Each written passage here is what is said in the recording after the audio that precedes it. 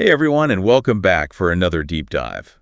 So today, we're looking into something that most people probably don't think about very often. Or ever. You got that right. Yeah. It's one of those things that's just sort of always working behind the scenes, like those little maintenance signs on escalators. Oh, yeah, I know. I mean, Like you don't think about them until suddenly they're not working, and then you're like, whoa, wait, how does this thing even work? right. And that's kind of how it is with what we're talking about today. Aviation, wildlife, hazard management. Catchy title, huh? Rolls right off the tongue. But really, this is about preventing those, I guess you've seen those videos of birds hitting planes. Oh, yeah. Makes your stomach drop every time. But like the whole system of preventing it. It's a whole lot more than just hoping birds stay away from airports. Exactly. So we're diving into a document from Avisure, a company that's like at the forefront of this whole thing. They use some pretty amazing tech to keep the skies safe. And honestly, it's fascinating stuff. It really is. When I first started looking into this, I was blown away by how much goes into it. Same here. I mean, the document we're looking at today is all about GIS, Geographic Information Systems. That's right, but it's not just about making maps anymore. Not at all. Avisure uses GIS to create these incredibly detailed maps. But what makes them special is that they combine a ton of different information. They're like think of it like a cake, but instead of frosting and cake layers, it's bird sightings and then grass height, and then even things like where the mice are. Mice? What do mice have to do with planes? Well, it's all connected, you see. Certain types of birds, the ones that are, let's say, less than ideal to have near a plane. You mean the big ones? Yeah, exactly. Those guys, they prey on, rodents. And different rodents like to hang out in different types of grass. Okay, now you're just messing with me. I'm not. It's true.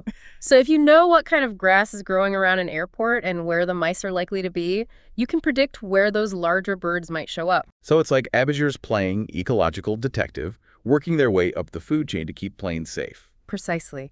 And the maps they create with GIS, they're not just static images either. They show movement patterns, concentrations of birds over time, basically creating a whole picture of the risks.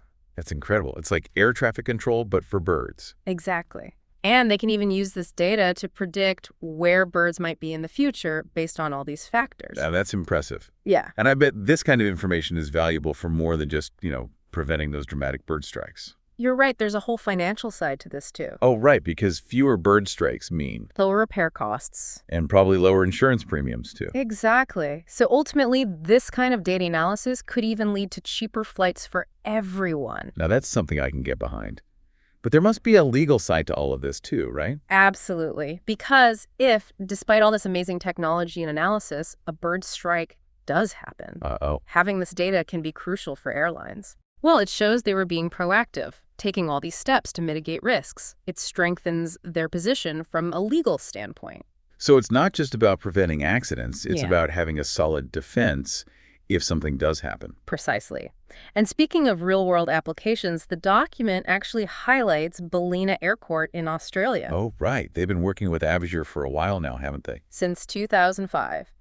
And it's a great example of how these strategies are making a real difference in the field, not just in theory. So we've gone from birds don't hit the plane to this whole world of ecological detective work and sophisticated data analysis. And it all comes back to that crucial connection between aviation and the natural world. I mean, we think of planes as these symbols of technology and progress, but they still have to operate within the environment. And understanding that environment, that's what keeps everyone safe. Absolutely. This has been a truly eye-opening deep dive, I have to say. Mine too. And I bet anyone listening will never look at a flock of birds near an airport the same way again.